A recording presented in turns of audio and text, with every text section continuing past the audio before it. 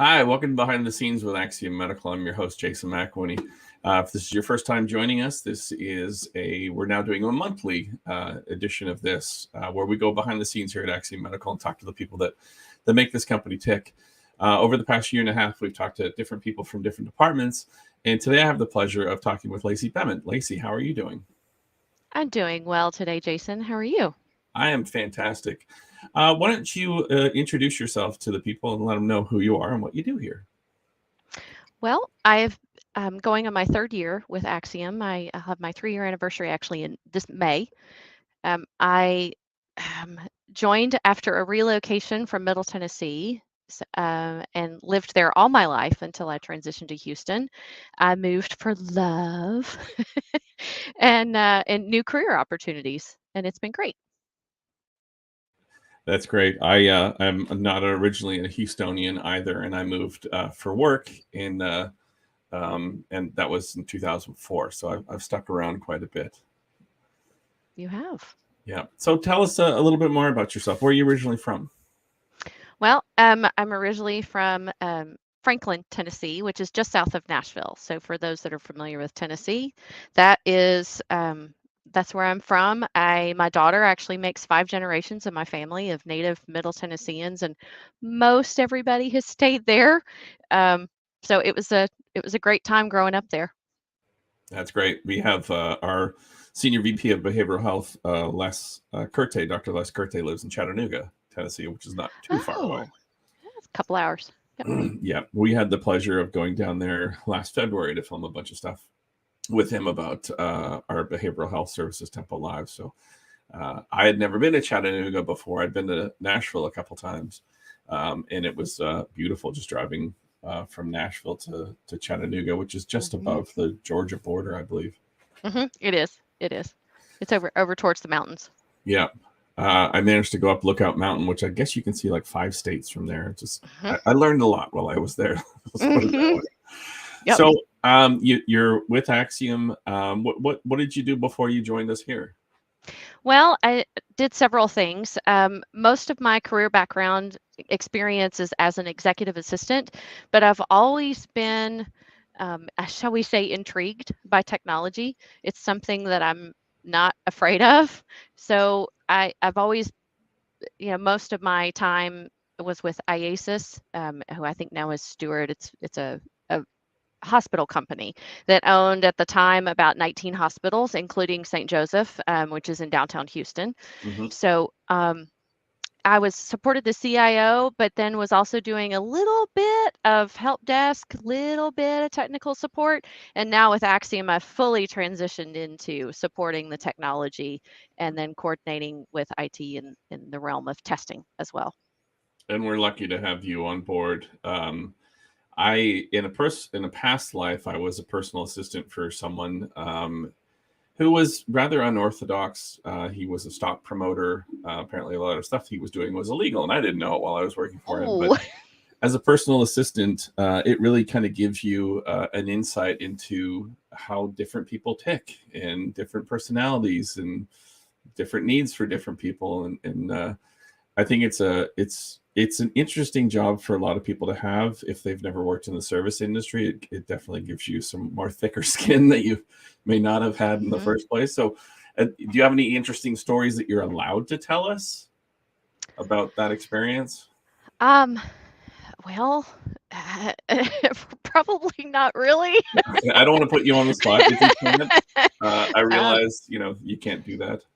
But I mean, yeah, for yeah. me, like the working for the personal assistant, I mean, he had tons of Ferraris and Lamborghinis and private jet and that kind of stuff. So the lifestyle that I got to experience was that the person itself, I wouldn't really tell a lot of stories on here about. Right, right. Yeah, I have worked for an executive that I think my joke at the time was I was spending more time planning his personal vacations and scheduling his tailor to come to the office. So Right. thankfully, that is not our our executive team that I've worked for since, and definitely not the ones here at Axiom. And to me, that's a breath of fresh air. I would much rather work for um, a, a C team member that doesn't wear it sitting in an ivory tower like our team is. They're very much roll up their sleeves and get in and help out and very much involved, without being too micromanaging. Yeah, that's a key, I think, for a lot of people. Is A lot of people just don't respond to micromanagement, and it's thankfully our team, everyone in the company kind of thinks that way, I believe. So let's talk about some of the things that you do outside of work. I understand that you and your husband are avid motorcyclers. Yes, we are. We're bikers. Bikers. So yeah, it's we are members of a motorcycle club. It is the oldest AMA, American Motorcycle Association club in Texas. We're called the part of the San Jacinto High Rollers. So we're in a local chapter, and we have lots of members, and you can always find us on the back roads and finding curves. And my husband loves to find back roads with curves and horses, because for me, that's the magic combination. So, and then as a club as a whole, we do lots of charity work, and lots of benefits to support our community and some, deserving organizations in our area. That's great. I take it you and your husband have been on I think it's called the Three Twisted Sisters, near Bandera in Texas. It is. It's the Twisted Sisters, and I've actually done it in a car. We had the dog with us, so we were the chase car behind the rest of our crew, but it was still fun. So I'm looking forward to actually being able to do that on a bike. I'm sure there's a lot of chances to accidentally drift in some of those corners. I've done it in a car as well, and it's, for people that don't know, it's west of it's near San Antonio, so it's very hilly and it's a lot of tight corners, and it's just breathtaking. Mm-hmm. Mm-hmm. We were actually we had a club brother in front of us that was going up it was a hill and a sharp curve all at the same time, and he wasn't geared properly to make that, and so he was literally like in a dead stop in the middle of the sisters, and it was kind of a scary moment as we watch him start kind of rolling backwards. He was on a trike, so it was big, rolling backwards just a little bit while he's recovering, coming towards us and watching for, it was a blind curve too, so it was Right. a little bit scary for us in the moment, but he recovered and made it through the day and enjoyed the rest of the ride. That's great. It's a beautiful part of the state. I like to head up to West Texas every year, and sometimes I take a different route. And the one year I ended up there and ended up in Camp Wood, which is just southwest of the Sisters, in a beautiful swimming hole there on the river. It's fantastic. Mm-hmm. So, what type of bikes do you guys ride? We have Harley Davidsons. So I have I actually bought my own before I knew how to ride it. Jumped in with both feet and said, yeah, I can do this. And then I backed up a few steps and I let the expert do it. But yeah, we have a Heritage Classic. It's a 2016, and then we also have an 07 Dyna Wide Glide. Oh, nice. My husband's. Mm-hmm. Nice, comfy bikes to ride on, and lots of engine. Mm-hmm. Lots of power.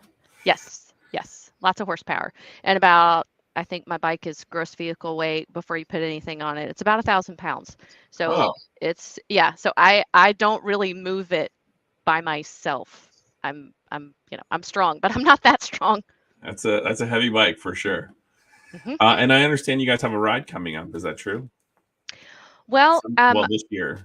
Yeah, this year we've got several ones coming up, but the one we actually just finished, the most notable, was in December. It's the first Sunday in December, and it was our toy run that we do. We had probably about 300 bikes this year, and we closed down 290. So for those of you local Houstonians that were frustrated by that, sorry, that was us. But we went out to Boys and Girls Country, and we have Santa that of course leads the pack, and then he goes with us with a toy hauler and an full RV full of gifts, and then Santa rides in on his motorcycle in front of all these kids. And Boys and Girls Country is actually, it's for lack of a better term, it's a group home that is committed to children that have different family situations, and this is a better place for them to be. So they have staff members that live with them that basically become their parents 24/7, 365 while they're there. That's great. Kind of sounds a little bit like DePelchin, another facility we have in central Houston. That's fantastic. Mm-hmm. So talk to me, what are some of the other stuff you guys do outside of the house besides these fun runs and going for bikes? Do you have any other hobbies? Well, sometimes you might find me behind a microphone singing karaoke a time or two. Ooh, I have been known, we're gonna need yes. coordinates for that so we can. Well, the rumor has it there's a video floating around somewhere. It's rumor has it from Angie Thornberry that somebody has it, but Oh, let me I haven't contact seen the it or heard it authorities to yet. see if we can get on that chat. Let's see, what else do I do? I'm really an avid reader, and I know that seems, you know, biker reader doesn't really sync up sometimes, but that's really what I do for my other decompress is I mean, I've been doing it since I was a kid.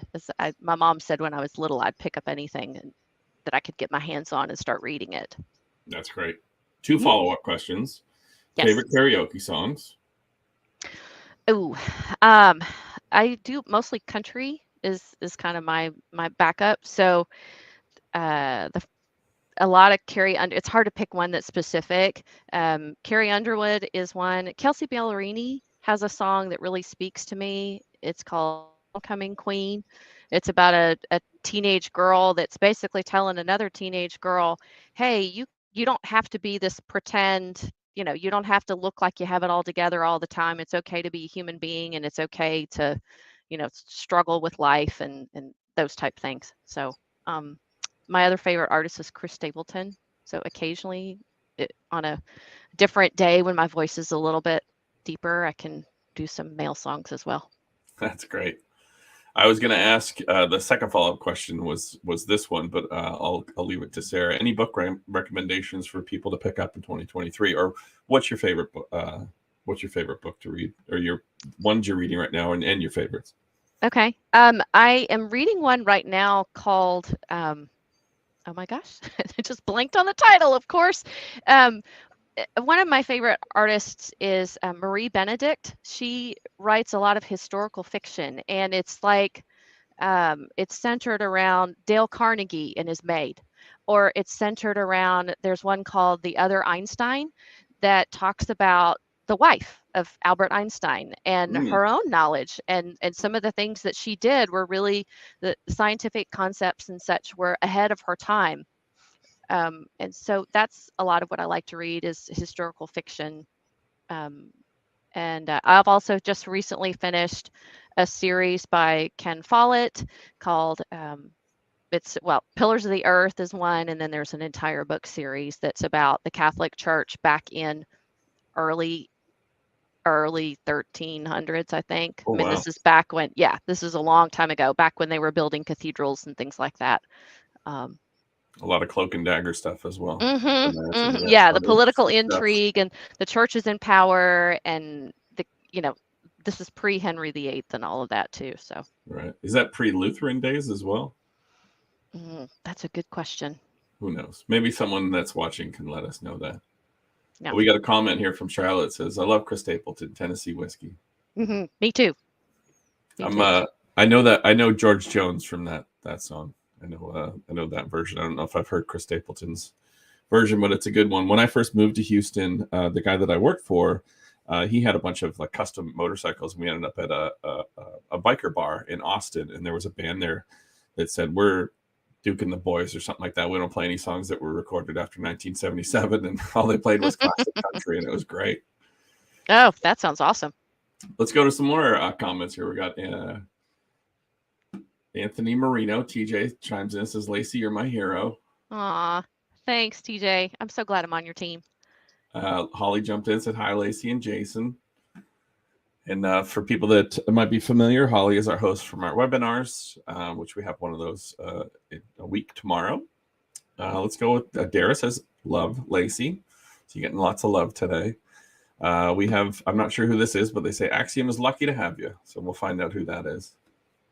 I'm lucky to be here. That's And for sure. we got one more from Michelle. We'll get more as they come. But hi, Lacey. Lacey's humor and bright attitude is a must in the day to day. And I also love her cats. Ooh, there we go. Tell us about your cats. I have several. I had one and inherited, married into another four. So I have 5 currently in my house and a big old lovable dog. So we just have quite the menagerie.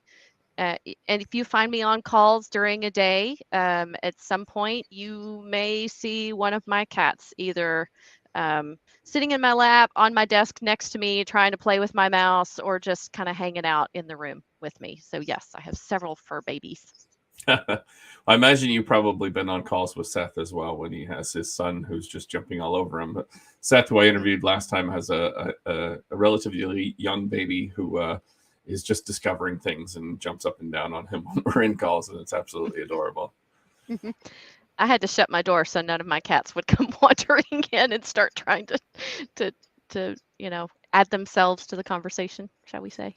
I'm the same way. I've got my window here to the street, and I built this little platform for my 2 dogs, and they just hang out with me all day long and look out the window. And my older dog just doesn't care. It's like, whatever, there's dogs on the road. But my little dog is like, we're going to die. There's a dog out on the street. And so it'll bark like crazy. Yeah. Yeah. My Ace he's an American foxhound, and he doesn't bark unless somebody knocks on the door or that type of thing. So and he's a hound, so he's more of a bay rather than a bark. So yeah, he spoiled me. I've never had a dog before, and he spoiled me for life, and having a nice, quiet, chill, never leaves the yard, doesn't bark unnecessarily type dog. Yeah, I don't know how people do it with dogs that just bark and bark and bark. My previous dog was a purebred boxer, and he loved everyone. I kind of had to train him to like, hey, there are strangers out there you need to be aware of.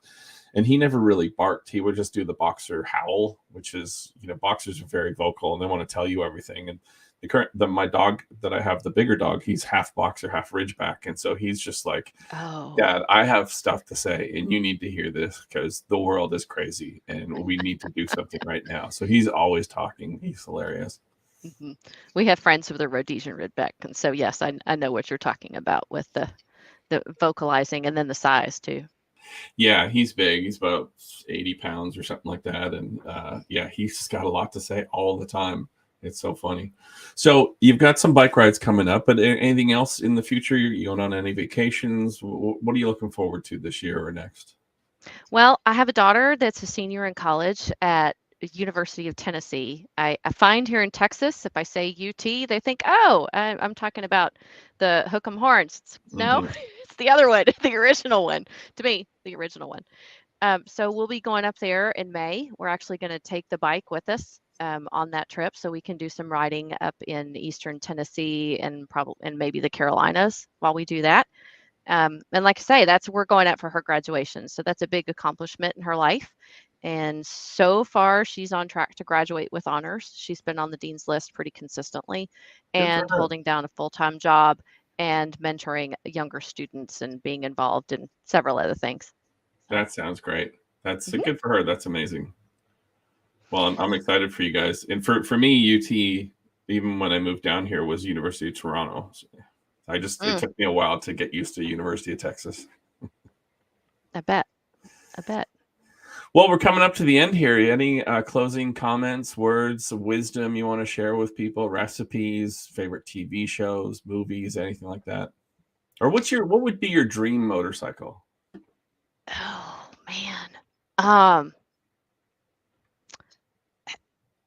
Well, my head was going in a different direction with just an opportunity to say how wonderful Axiom is and how proud I am to be a part of it. This has been an experience like none other it's the best of my professional career so far. I've had wonderful leaders. TJ I'm a recent addition to his team, and I'm just felt empowered and competent and respected from day one. And those are the biggest things. I love Axiom for our commitment to things like this, to discover more about the people within the organization and what makes everyone tick. And then also being concerned about the person as a whole, all the employees, not just how many things did you tick off your list in a particular day. Are you happy? Are you stressed about something? Can we help out? What's going on? What else is going on in your life that maybe we can help support you? Those are just some really, really different cultural shifts that I love about Axiom and compared to other organizations. I've time and time again referred people to to come work here. Agreed. And I hate to use corporate culture, industry jargon, but there's a saying that you eat your own dog food, and we promote a lot of services, and we promote the vision of the company, but we also live it. We're taking mental health extremely seriously over the past year and a half. Well, longer than that. We've just put a name to it a year and a half ago, and we're continuing to do that. So I'm glad to see that you're getting something out of it, and you're realizing the value, because we definitely realize the value in you, and we're happy to have you with us. You've made quite an impact since you started. That's been my goal. And the favorite bike was probably a Honda, a big old, something that's comparable to it would be an Electroglide or a CVO in the Harley world, but something that's really big with a trunk that can big old, I can pack lots of stuff in there and we can go on Right. excursions and trips. Like a gold wing or something like that. Yeah. A big gold wing is probably in the future. So. Well, I know what it's like to ride a big, heavy Harley Davidson, because I had a 1979 Vespa P200, which is 200 is the CC of that. Very small but peppy little fun thing to drive around town. All right. So any other words of wisdom before we wrap it up here? Not, I can't think of any. Just thank you so much for having me here and the opportunity to share a little bit more about who I am. Yeah, of course. I really am glad and happy that you joined me today, and we look forward to the future with you. So thank you, Lacey. Thanks everyone for watching, and we'll see you later. Bye, everyone.